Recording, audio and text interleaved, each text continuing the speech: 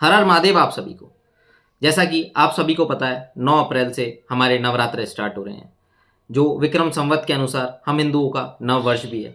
तो इस नव वर्ष के उपलक्ष्य पे, इस नवरात्र के उपलक्ष्य पे हम माता रानी की सेवा पूजा करते हैं। माता रानी 9 दिन के लिए हम सभी के घर आती हैं, तो हम घट स्थापना करते हैं, पूजा पाठ करते हैं। तो घट स्थापना में आप सभी के प्रश्न थे कि हम कलश स्थापित कैसे करें।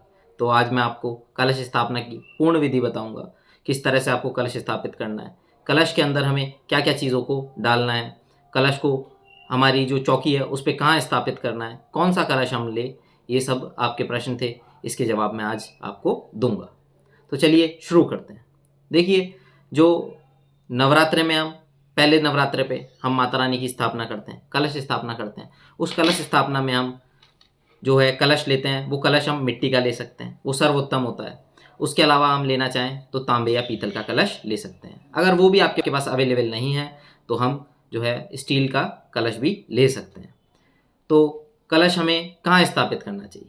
कई लोग कहते हैं कि हमें माता रानी के राइट हैंड पे कलश स्थापित करना चाहिए, कई लोग कहते हैं कि हमें अपने राइट हैंड पे स्थापित करना चाहिए।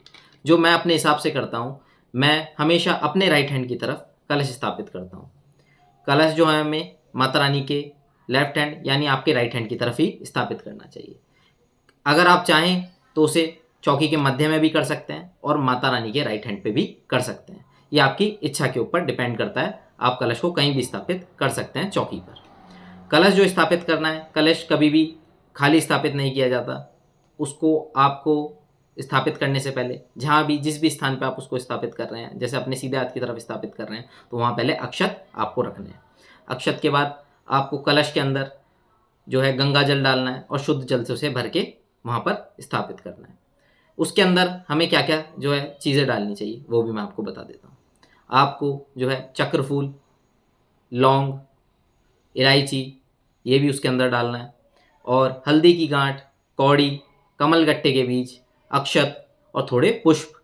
चांदी का एक सिक्का या फिर आप नॉर्मल सिक्का भी डाल सकते हैं। जो आपको कलश के ऊपर स्वास्तिक बनाना है और कलश के ऊपर मूली को 3 बार घुमा के उसमें गांठ बांध देनी है। तो हमने कलश को इस तरह से स्थापित कर लिया। अब आपको जो है आम के या फिर अशोका के पेड़ के पत्ते चाहिए होंगे। 5, 7 या 11 आप पत्ते ले सकते हैं। उन सभी पत्तों के ऊपर आप जो है तिलक करोगे कुमकुम से। तिलक करने के बाद आप उन सभी पत्तों से जो है कलश को सजाओगे और उसके ऊपर नारियल स्थापित करोगे। नारियल स्थापित करने से पहले आप नारियल के ऊपर 3 बार मूली घुमा के बांधोगे, उसमें आप गिठान नहीं लगाएंगे। नारियल के ऊपर तिलक करोगे और नारियल को स्थापित करोगे। अब कई लोगों के सवाल होते हैं कि हम नारियल को किस तरह से स्थापित करें, नारियल का जो मुख होता है वो हम किस दिशा में रखें। तो नारियल का जो मुख है आप ऊपर भी रख सकते हैं, नहीं तो सर्वोत्तम ये रहता है कि नारियल का मुख आप अपनी तरफ रखें, सामने की तरफ। तो इस तरह से आप अपना कलश स्थापित करेंगे। उसके पश्चात ही आप पूजा सेवा करेंगे। जो है नवरात्र में कलश स्थापित करना एक महत्वपूर्ण जो है विधि है, ये हमें करना चाहिए। और कई लोग जो है नवरात्र में अपने घर में जौ बोते हैं, तो आप लोग जो बोते हैं जौ वो बो सकते हैं। मिट्टी के तसले में जौ बोए जाते हैं, ठीक है, वो भी आप बो सकते हैं। इसके अलावा अगर आपका कोई और प्रश्न है, आप कुछ और पूछना चाहते हैं इसके बारे में, तो मुझसे ज़रूर पूछ सकते हैं। इसी तरह से आप पूजा सेवा करेंगे नवरात्र में और माता की कृपा के पात्र बनेंगे। हमारी और भी वीडियो आती रहेंगी नवरात्र से रिलेटेड, जिसमें हम आपको बताएंगे नवरात्र में पूजा सेवा कैसे करनी है, माता की कृपा कैसे प्राप्त करनी है, कौन से मंत्र का जप करना है, किस प्रकार से आपको माता की भक्ति करनी है।